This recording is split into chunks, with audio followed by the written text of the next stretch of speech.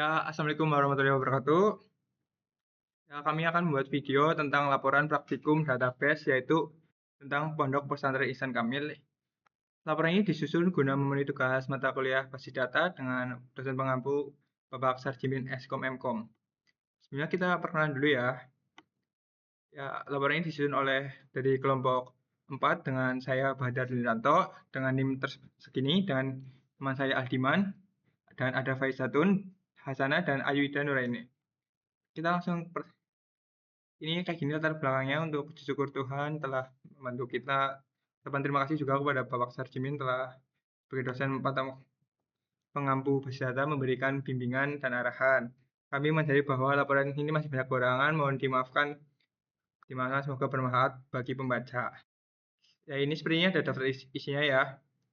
Ya ini kurang lebih dari Word-nya. Pertama ada bab 1 pendahuluan, yaitu nanti dibacakan oleh teman saya, yaitu Faizatun. Ya, silakan. Bab 1 Pendahuluan Latar Belakang. Pondok Pesantren Ihsan Kamil merupakan lembaga pendidikan Islam yang berkomitmen untuk membentuk generasi yang berakhlak mulia, berilmu, dan memiliki keterampilan dalam menghadapi perkembangan zaman. Sebagai lembaga pendidikan yang mengelola berbagai aspek kehidupan santri, mulai dari akademik, asrama, kegiatan harian, hingga administrasi keuangan. Pondok pesantren memerlukan sistem informasi yang terintegrasi dan terstruktur dengan baik. Dalam era digital saat ini, pengelolaan data secara manual menggunakan buku atau spreadsheet sederhana tidak lagi efisien dan rentan terhadap kesalahan. Diperlukan sebuah sistem basis data yang robust dan terstruktur untuk mengelola data santri, mengajar, mata pelajaran, jadwal kegiatan, kehadiran, nilai akademik, keuangan, inventaris, kesehatan, hingga pencatatan pelanggaran. Sistem basis data yang baik akan memudahkan proses pengambilan keputusan, monitoring, dan evaluasi kinerja pondok pesantren. Praktikum ini bertujuan untuk merancang dan mengimplementasikan sistem basis data relasional yang komprehensif untuk pondok pesantren Ihsan Kamil dengan menggunakan Entity Relationship Diagram atau ERD sebagai model konseptual dan menerapkan bisnis normalisasi. Sistem ini diharapkan dapat memberikan solusi yang optimal dalam pengelolaan data dan informasi pondok pesantren secara terintegrasi, akurat, dan real-time. Berikut rumusan masalahnya. Berdasarkan latar belakang di atas, rumusan masalah dalam praktikum ini adalah 1. Bagaimana perancangan struktur basis data yang efektif dan efisien untuk sistem informasi manajemen Pondok Pesantren Ihsan Kamil. Kedua, apa saja entitas, atribut, dan relasi yang diperlukan dalam sistem basis data Pondok Pesantren. Ketiga, bagaimana cara mengimplementasikan ERD ke dalam struktur tabel basis data dengan menerapkan prinsip normalisasi. Dan yang keempat, bagaimana sistem basis data dapat mendukung operasional harian dan pengambilan keputusan manajemen pondok pesantren. Tujuan penulisan. Tujuan dari praktikum ini adalah yang pertama, merancang Entity Relationship Diagram atau ERD yang komprehensif untuk sistem informasi Pondok Pesantren Ihsan Kamil menggunakan notasi Chen dan Martin. Kedua, mengidentifikasi dan mendefinisikan entitas, atribut, primary key, foreign key, dan relasi dalam sistem basis data pondok pesantren. Ketiga, mengimplementasikan basis data relasional dengan menerapkan prinsip normalisasi untuk menghindari redundansi dan menjaga integritas data. Yang keempat, membuat struktur tabel yang terintegrasi untuk mengelola data santri, pelajar, akademik, keuangan, kesehatan, dan operasional lainnya. Dan yang kelima, menghasilkan sistem basis data yang dapat mendukung pengambilan keputusan manajemen dan meningkatkan efisiensi operasional pondok pesantren. Dan selanjutnya bab kedua yaitu pembahasan akan dilanjutkan oleh Ayu Ida. Terima kasih.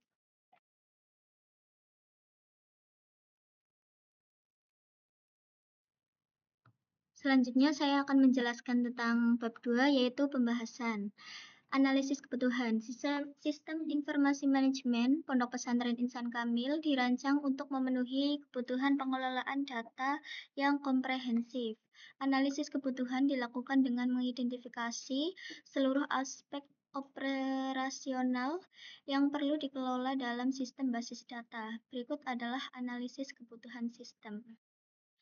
Yang pertama yaitu manajemen data pondok. Sistem harus dapat menyimpan informasi profil pondok, pesantren, meliputi nama, alamat lengkap, kontak, atau telepon dan email, tahun berdiri, jumlah santri aktif, dan status operasional. Data ini menjadi data master yang menjadi referensi untuk semua entitas lainnya. Yang selanjutnya yaitu manajemen asrama dan kamar. Sistem harus mengelola data asrama yang dimiliki pondok, termasuk jenis asrama, yaitu putra dan putri, kapasitas, jumlah kamar terisi, dan penanggung jawab. Setiap asrama memiliki beberapa kamar dengan informasi nomor kamar, kapasitas, jumlah terisi, fasilitas yang tersedia, dan status kamar atau aktif atau maintenance atau renovasi. Selanjutnya, manajemen data santri. Sistem harus menyimpan data lengkap santri meliputi NIS, nama lengkap, dan panggilan, tempat, tanggal lahir, jenis kelamin, alamat asal, data wali, atau nama dan telepon, kamar yang ditempati, tanggal masuk, status, yaitu aktif atau alumni atau non-aktif, dan foto. Data santri menjadi pusat dari banyak relasi dengan entitas lain, seperti nilai kehadiran, pelanggaran, dan kesehatan.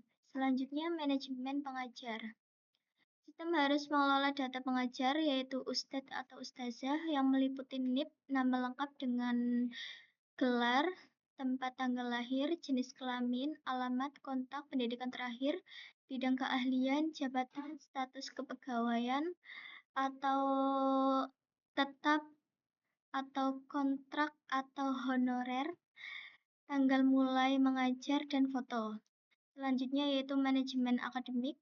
Sistem harus mengelola mata pelajaran dengan kode unik, nama pelajaran, dan pengajar yang mengampu. Sistem harus mengatur jadwal pelajaran dengan informasi hari, jam, mulai, dan selesai, ruangan, dan mata pelajaran yang dijadwalkan. Selain itu, sistem harus menyimpan nilai akademik santri untuk setiap mata pelajaran dengan rincian nilai tugas, UTS, UAS, dan nilai akhir.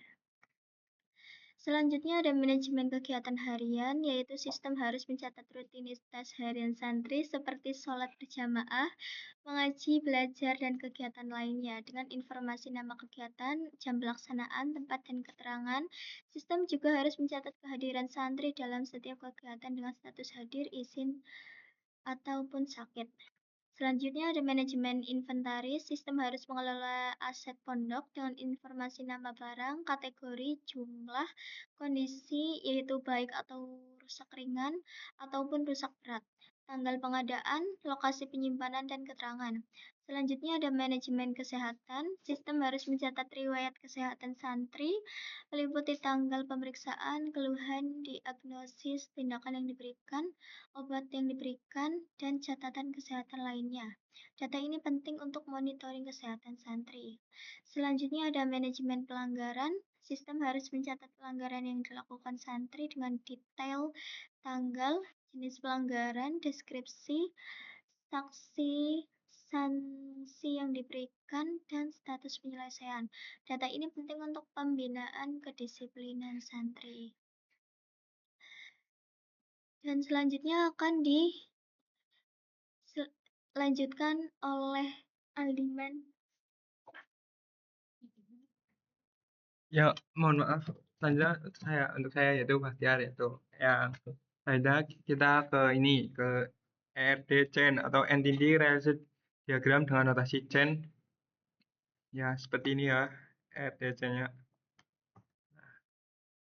Untuk entitas berbentuk seperti persegi panjang dan atribut berbentuk seperti kayak oval gini, dan untuk relation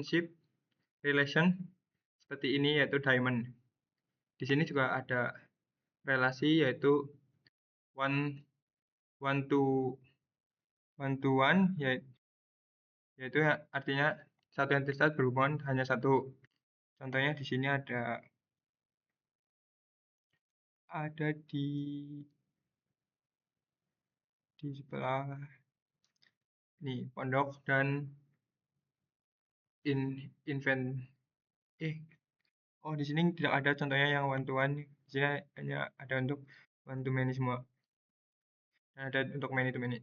Yang kedua yang pertama yaitu ada one to one, yaitu entitas ke entitas berhubungan hanya satu. Yang kedua ada relationship yaitu one to many, yaitu satu entitas berhubungan satu dan yang lain lebih dari satu. Contohnya di sini ada pondok dan santri. Pondok harusnya ini ada di sini ya, ada garis ini, maaf ini salah ini, yaitu satu pondok memiliki lebih dari satu santri. Ya, seperti ini bisa dilihat ya. Ini RTC-nya. Seperti ini. Di sini juga ada banyak atribut, yaitu seperti ini yang nanti akan ada di masukkan datanya di SQL Log, di SQL.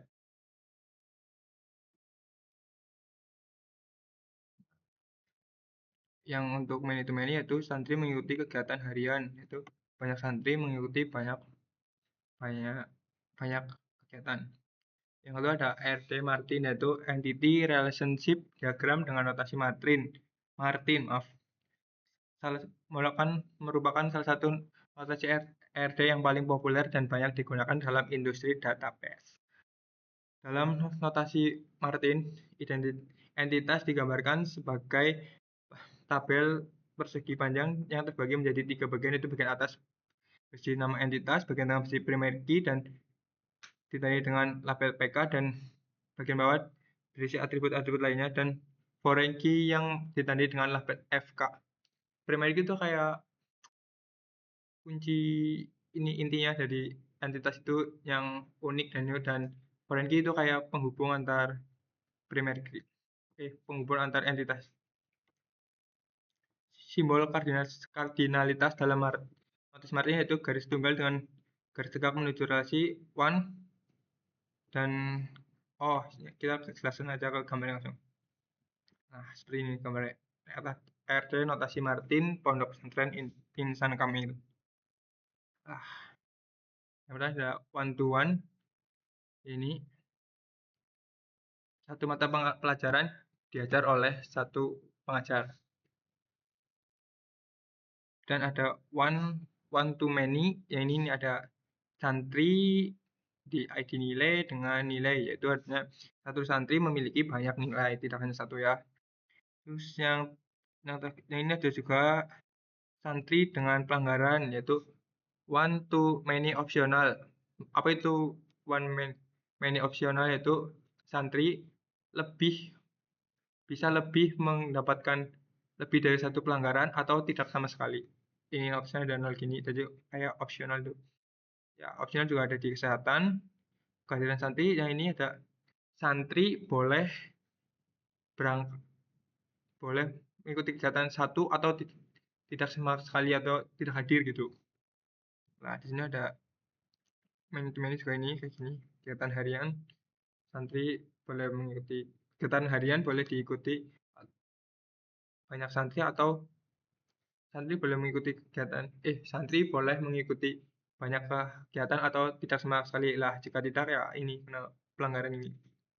Ini juga ada kamar, asrama, inventaris, pondok, dan jadwal pelajaran dan mata pelajaran. Untuk atributnya sama seperti RDCN, akan di input datanya nanti di SQL Log.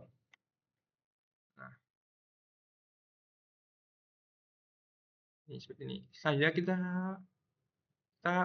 lompat dulu ya, ini kan langsung ke database. Nah, lompat ke ini, kita normalisasikan datanya dulu.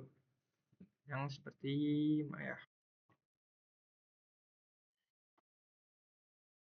Nah, ini normalisasi database. Nah, untuk bagian ini saya serahkan ini untuk teman saya Aldiman untuk menjelaskan lebih lanjut. Silakan, Mas.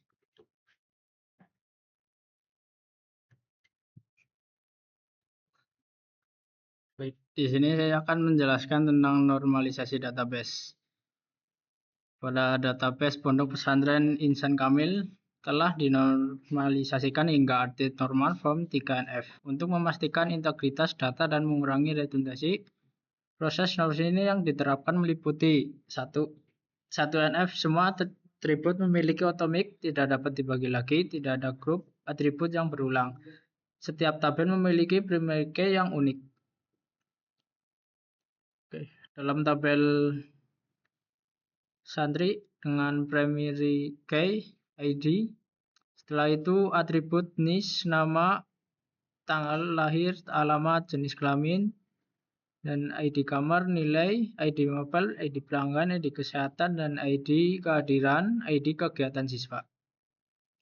Selanjutnya tabel kamar dengan primary key ID, nomor dengan atribut nomor kamar, kapasitas, status, dan ID santri. Oke. Tabel asrama primary key ID, atribut nama, jenis, kapasitas penanggung jawab, dan ID kamar. Pada tabel mata pelajaran ID primary key, atribut nama, kode mapel, ID pengajar, ID jadwal pelajaran. Oke, untuk tabel selanjutnya. Oke. Pada normalisasi data ini kita memiliki data mentah yaitu nama pondok, ID pondok, terus ID asrama, ID NIS, kode atau mata pelajaran, terus pengajar dengan mata pelajaran, terus nama kegiatan, terus jenis untuk pembayaran, terus nilai dengan ID santri, terus nilai angka, terus kita mempunyai inventaris, nama barang, dan ID kegiatan, itu ID santri. Oke, pada NF1 yang sudah jelaskan tadi, berikut. Oke, kita lanjut pada 2NF. Memenuhi 1NF dan semua atribut naik bergantung penuh pada primary key, tidak ada partikel dependensi di mana atribut bergantung hanya pada sebagian primary key. Oke. Pada tabel pengajar, ID pengajar, NIM, nomor telepon, jenis, nama, dan tempat tanggal lahir. Selanjutnya tabel kamar, tabel asrama, tabel inventaris, tabel mata pelajaran, sampai tabel pondok. Oke. Selanjutnya kita pada read normal form 3NF, memenuhi 2NF dan tidak ada transitive dependencies. Semua atribut non-key bergantung langsung pada primary key, bukan pada atribut non-key lainnya. Pada 3NF, yaitu pada tabel pengajar, kita mempunyai ID, NIP, nama, telepon, jenis, dan tanggal lahir. Tabel santri, ID NIS, nama, tempat tanggal lahir, alamat, jenis kelamin, ID kamar. Tabel kamar, ID, nomor kamar, kapasitas, status, ID asrama, dan tabel asrama, ID, nama, jenis, kapasitas, dan penanggung jawab. Tabel mata pelajaran, ID, kode mapel, nama, terus ID pengajar. Tabel jadwal pelajar, ID, hari, ruangan, jam, kode mapel. Tabel nilai, ID angka, status ID santri, dan ID mapel. Tabel pelanggaran, dan seterusnya sampai tabel inventaris.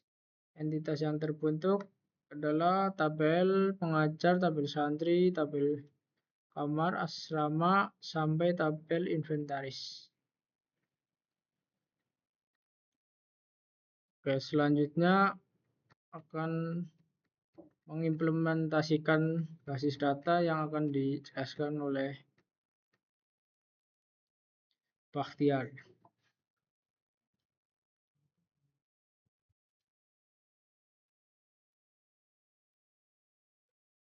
Oke, selanjutnya kita ke ini implementasi basis data, yaitu implementasi basis data pondok pesantren Isa kami dilakukan untuk mentransfer RD yang tadi yang dari RD tadi yang Martin dan Chen kita transformasikan ke SQLiok menjadi suku tabel fisik dalam database manajemen sistem. Implementasi ini melibatkan pembuatan tabel, penempatan PK dan FK, serta penggunaan tipe data yang sesuai untuk setiap file. Yang pertama yaitu implementasi basis data, yaitu pertama persiapan awal membuat database. Ya, untuk database kita sebenarnya sudah buat di sini. Seperti ini ya. Ini database kami. Mana ya? Sebentar. Nah, ini nih. Kita untuk masuk ke sini kita harus buat dulu database-nya di cd di command prompt. Sebentar. Karena dulu. Nah, pertama kita masuk ke MySQL min o root min p. Terus kita baca langsung. Di sini kita langsung show database, yaitu untuk mengetahui database apa aja yang di dalam MySQL ini. Nah, di sini ada database ini dan sudah ada ya pondok instan kami di sini. Selanjutnya kita akan buat kayak data dummy lah, data bohongan buat ini, yaitu dengan salah create database. Kita cara dengan contoh kayak apa ya, laptop.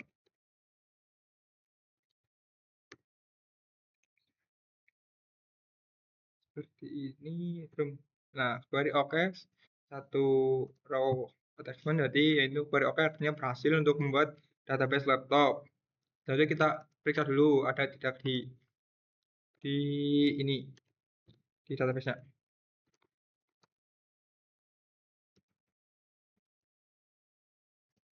Lah, ada kan ini baru laptop, tapi ini masih isinya masih kosong, yaitu kita di sini juga bisa masuk ke database, yaitu dengan use laptop.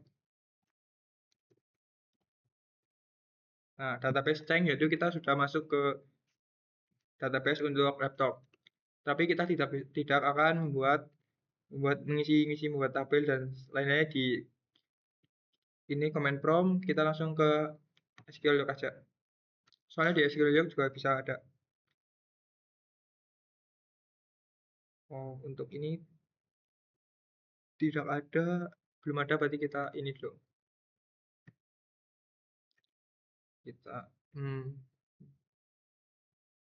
Kita ulang dulu untuk membuat masuk ke SQL ya. Pastikan Laragonya ini berjalan ya. Nah, ada kan sudah ada laptop tapi isinya masih kosong blong. Selanjutnya kita di sini akan membuat,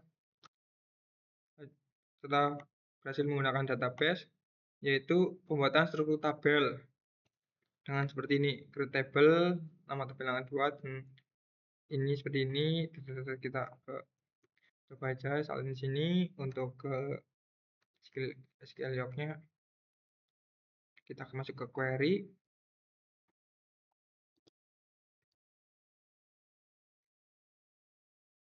Nama tabel yang akan dibuat apa ya? Kita akan buat tabel laptop gaming dengan atribut merek, yaitu dengan barcode untuk huruf dan lain-lain. Nah, Ini atributnya seperti ya. Ini tipe data ini Vancat, integer itu tipe data. Integer lebih ke ini sih, lebih buat angka sih. Nah ini primary key-nya. Seperti inilah ini auto increment yaitu untuk ID-nya auto increment misal 1 laptop gaming Asus. Nah, untuk yang jadi kita tidak usah ngisi untuk ID-nya otomatis diisikan oleh sistem.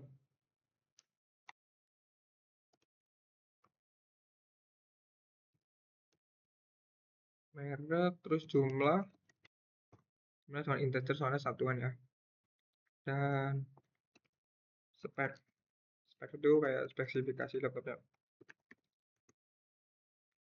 Coba ini jangan lupa sambil titik 2-nya. Readable gaming ID auto increment merek marker jumlah ketika sebentar ini lah satu query execute yaitu sukses. Jadi sini sudah ada tabel. Nah ini gaming. Ini aduh salah. Sudah ada tabel gaming yaitu untuk tabel datanya gaming ini kayak gini nih. ID auto ini yang dimaksud dari auto increment yaitu otomatis ada, yaitu kita coba isi, kita bisa isi menggunakan insert yang seperti ini. Menggunakan insert seperti ini. Supaya insert dah. Nah ini insert into nama tabel apa, nama tabelnya misal tadi gaming, yaitu atributnya tadi ada merek, jumlah, dan spek. Kita masukkan value-nya, misal mereknya apa, ini bisa seperti ini atau bisa langsung dari sini langsung. Untuk lebih mudahnya langsung aja di sini kita tulis saja mereknya di sini LOI, enter, jumlahnya 11 dan speknya gacor. Nah langsung tesis 1. Nah ini untuk readable-nya. Seperti ini juga readable, tadi kita jelaskan dulu readable-nya.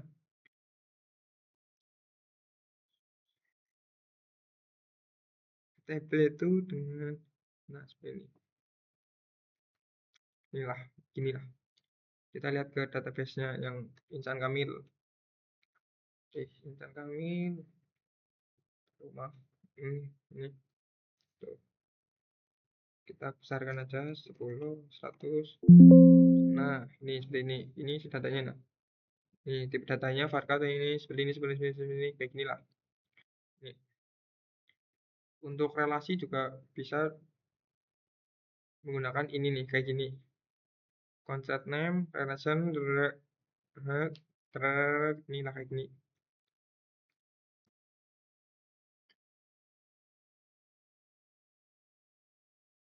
Nih, relasi ini kayak gini. Mana ya? Ini membuat relasi yaitu dengan alter table, anak tabel yaitu tabel yang anaknya itu yang F. Anak tabel misal seperti ini nih. Ini anak tabelnya ini inventaris ke induknya yaitu pondok. Ini dari sini pondok, foreign key-nya pondok. Ini induknya itu pondok ID, dan on update and cascade yaitu jika data di tabel update, yaitu jika PK di tabel induk berubah maka FK-nya otomatis berubah. Delete yaitu jika tabel di induk dihapus maka di FK-nya juga terhapus otomatis, mencegah data yang ini bingung nanti nggak ada jodohnya itu. Selanjutnya yaitu ke ini akan dijelaskan oleh teman saya ini, oleh Aldiman, yaitu melihat tabel dan data melihat seluruh tabel.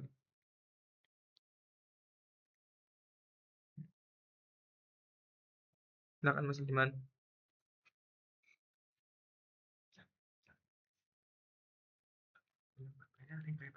Ya, baik. Kita akan implementasikan basis data yaitu dalam melihat tabel secara menggunakan select from dan nama tabel. Dan untuk show tabel sangat berguna untuk mengecek tabel yang berhasil dibuat, memastikan struktur database sudah lengkap, validasi sebelum membuat relasi antar tabel. Oke, sebaik untuk contohnya kita akan membuat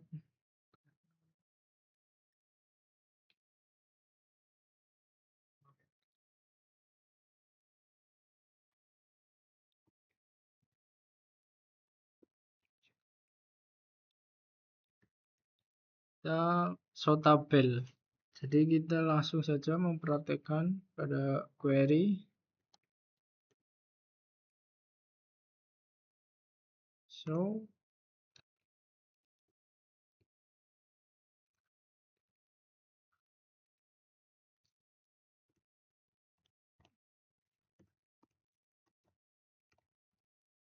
running lagi.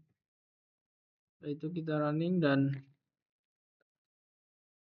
tabel yang muncul adalah tabel asrama, inventaris, jadwal pelajaran, kamar, kegiatan harian, kehadiran santri, dan kesehatan, mata pelajaran, nilai pelanggaran, pengajar, pondok, dan santri.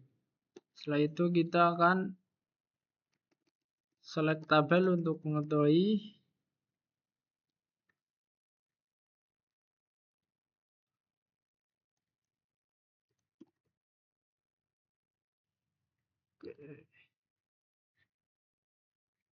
select tabel fungsinya utama melihat isi tabel secara keseluruhan, mengecek data hasil inputan, digunakan saat debugging database, memverifikasi relasi antar database. Kita akan melakukan praktek sederhana yaitu select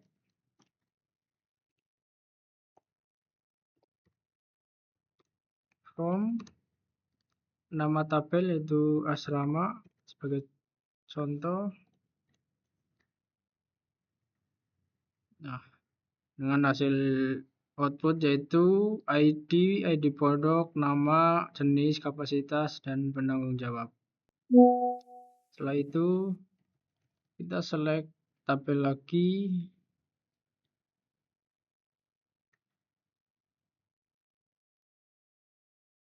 tabel inventaris.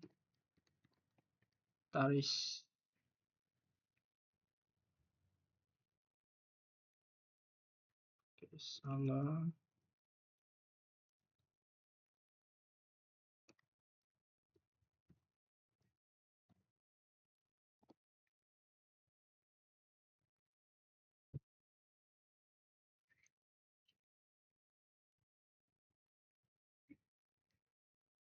Ada kesalahan. Oke, setelah itu kita run. Oke, dengan hasil output yaitu ID sebagai predikat, di pondok atribut, nama barang atribut, jumlah atribut. Oke, ringkasan implementasi.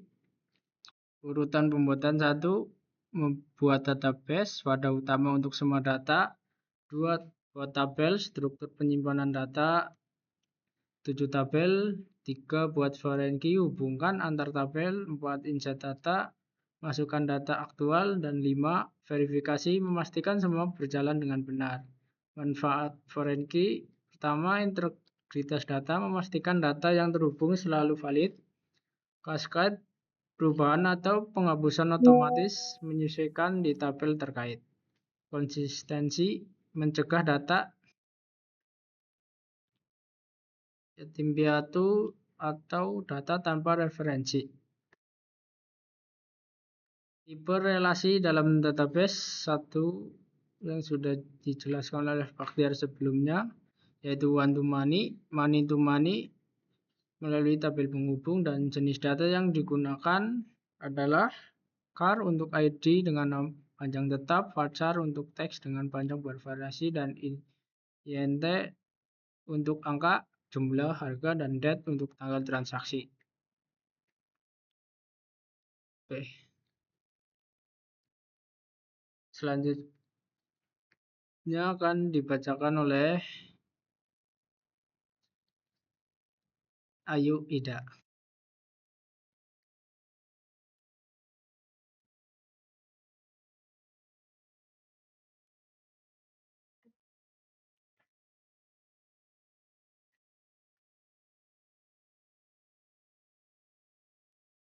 Bentar.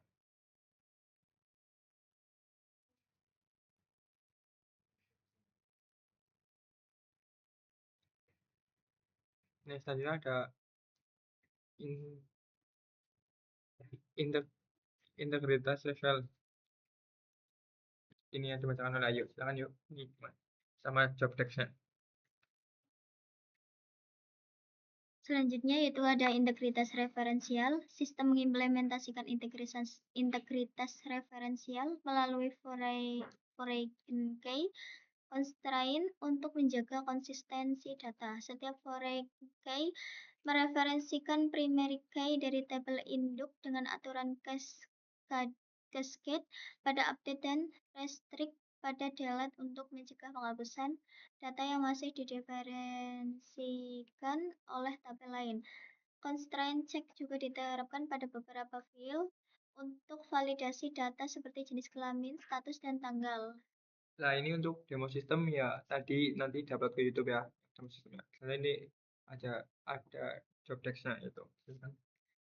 Selanjutnya ada job desk. Dalam praktikum ini, pembagian tugas dilakukan secara kolaboratif dengan rincian sebagai berikut. Ada nomor, nama, tugas. Pertama yaitu Bahtiar. Tugasnya yaitu sebagai perancangan ERD-Chain, analitis kebutuhan sistem, dan dokumentasi entitas pondok, asrama, dan kamar. Yang kedua ada Aldiman. Tugasnya sebagai perancangan ERD Martin, implementasi database, dan dokumentasi entitas santri, pengajar, dan mata pelajaran. Yang ketiga ada Faiza dan Hasanah. Tugasnya adalah dokumentasi entitas, nilai, jadwal pelajaran, kegiatan harian, kehadiran, dan penyusunan laporan. Yang terakhir yaitu Ayu Ida Nur Aini. Tugasnya sebagai dokumentasi entitas inventaris, kesehatan, pelanggaran, dan finalisasi laporan. Selanjutnya itu akan dilanjutkan oleh Faizatul Hasanah.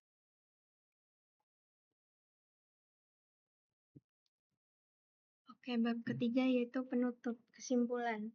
Berdasarkan perancangan dan implementasi sistem basis data Pondok Pesantren Insan Kamil yang telah dilakukan dapat disimpulkan beberapa hal penting, yaitu yang pertama, sistem basis data yang dirancang mampu mengelola seluruh aspek operasional pondok pesantren secara terintegrasi dan komprehensif dengan 15 entitas utama yang saling berelasi. Sistem dapat menangani data santri, pengajar, akademik, kehadiran, pelanggaran, kesehatan, keuangan, dan inventaris dalam satu platform terpadu. Kedua, penggunaan dua notasi ERD yaitu Chen dan Martin atau Crawford memberikan perspektif yang berbeda namun saling melengkapi. ERD Chen memberikan visualisasi konseptual yang jelas tentang relasi antar entitas, sementara ERD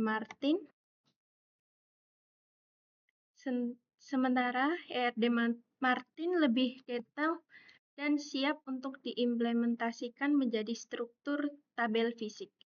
Yang ketiga, implementasi database telah menerapkan prinsip normalisasi hingga third normal form atau 3NF untuk menghindari redundansi data, anomali update, dan inkonsistensi. Setiap tabel memiliki primary key yang unik dan foreign key yang menjaga integritas referensial. Keempat, struktur database yang terorganisir dengan baik memungkinkan pengambilan keputusan yang lebih cepat dan akurat oleh manajemen pondok. Data yang disimpan secara terstruktur memudahkan proses query, reporting, dan analisis untuk evaluasi kinerja pondok pesantren. Kelima, sistem ini dirancang dengan mempertimbangkan skalabilitas dan fleksibilitas. Struktur database yang modular memungkinkan penambahan fitur atau entitas baru di masa depan tanpa harus mengubah keseluruhan sistem. Yang keenam, implementasi, constraint, dan validasi data pada level Database memastikan kualitas data yang tersimpan, penggunaan tipe data yang tepat, constraint, not null, check constraint, dan forgain key constraint, menjaga konsistensi dan validas data. Baiklah teman-teman dan Bapak dosen, itulah hasil pemaparan dari kami mengenai perancangan basis data Pondok Pesantren Insan Kamil. Kami berharap perancangan ini dapat memberikan gambaran yang jelas mengenai pengelolaan data efektif dan terstruktur. Oke, sekian presentasi dari kami kelompok 4. Jika ada kesalahan atau kekurangan dalam penyampaian kami mohon maaf yang sebesar-besarnya. Terima kasih atas perhatiannya. Wassalamualaikum warahmatullahi wabarakatuh.